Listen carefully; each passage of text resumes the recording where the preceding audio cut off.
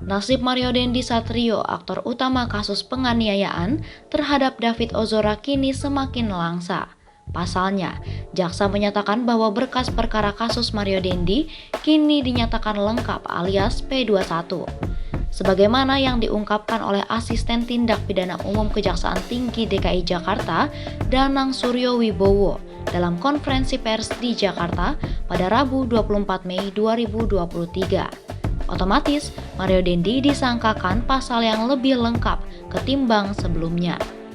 Berkaca dari situ, maka potensi hukuman yang akan diterima Mario Dendi akan lebih berat dan ia harus mendekam di bui untuk waktu yang lebih lama. Mari simak perbedaan pasal yang disangkakan kepada Mario Dendi sebelum versus sesudah jaksa memberi lampu hijau atau sinyal P21 terhadap kasus anak Rafael Alun itu.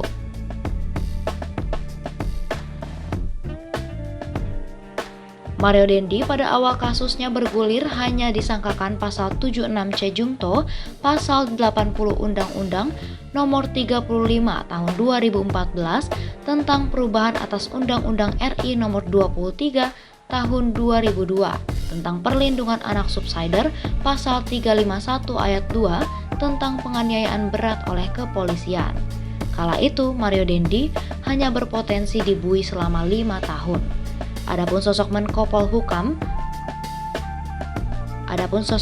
Polhukam Mahfud MD sempat menuntut para penegak hukum untuk menambahkan pasal 354 dan 355 KUHP dalam kasus Mario Dendi. Pasal tersebut memuat kalimat penganiayaan berat yang direncanakan dan Mario berpotensi untuk dibui selama 10 hingga 15 tahun jika usulan sang Menko Polhukam diindahkan oleh majelis hakim. Senada dengan Danang, Wakajati DKI Agus Sahat sampai Tualumban Gaol juga mengonfirmasi bahwa kasus Mario Dendi sudah dinyatakan P21 atau sudah melengkapi berkas perkara. Agus menambahkan beberapa pasal dari sebelumnya disangkakan oleh polisi terhadap Mario Dendi.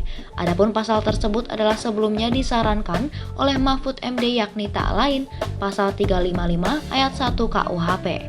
Kejaksaan juga menambahkan subsider pasal 354 ayat 1 KUHP lebih subsider 353 ayat 2 KUHP lebih subsider 351 ayat 2 KUHP dan atau 76C Jungto 80 UU Perlindungan Anak. Mario kini terancam maksimal 12 tahun penjara. Berbeda dengan sebelumnya, kala polisi hanya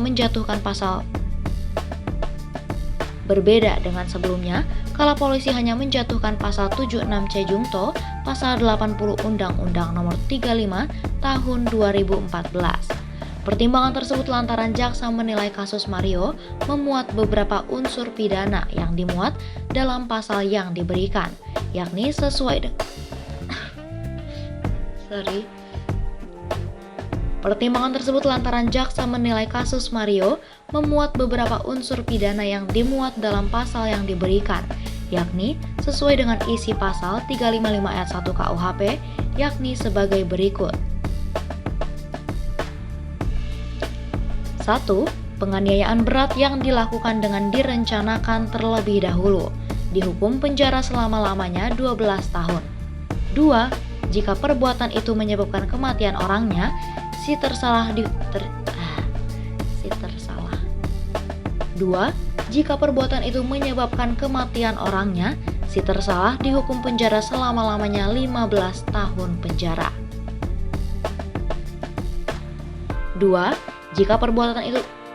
2. Jika perbuatan itu menyebabkan kematian orangnya, si tersalah dihukum penjara selama-lamanya 15 tahun. 2. Jika perbuatan itu menyebabkan kematian orangnya, si tersalah dihukum penjara selama-lamanya 15 tahun.